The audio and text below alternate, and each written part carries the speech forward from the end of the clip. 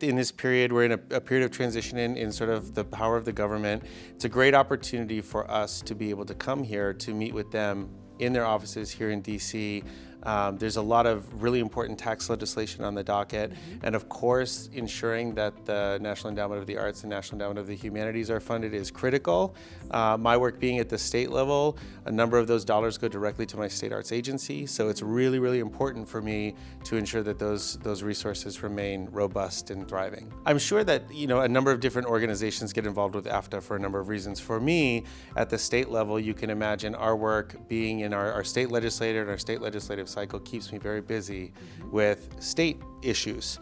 I rely heavily on AFTA to be able to help me maintain my understanding of the federal landscape, and then making sure that I maintain those relationships with my federal elected officials so that in the times when I'm busy doing my state work, they're a great conduit for me to be able to stay connected with them. I find that almost more importantly than even just the relationships that they help me leverage and foster, the information and the data that they collect is really, really valuable, not only when I'm meeting with my federal officials, but when I'm working at my state level work as well.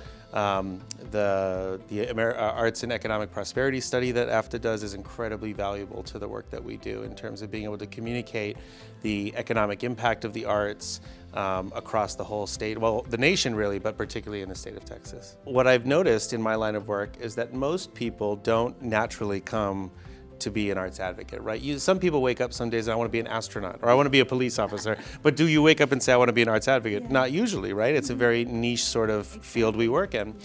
And my background, I'm a professional actor, director, producer for the stage, so I have a full background in my another lifetime as a theater artist.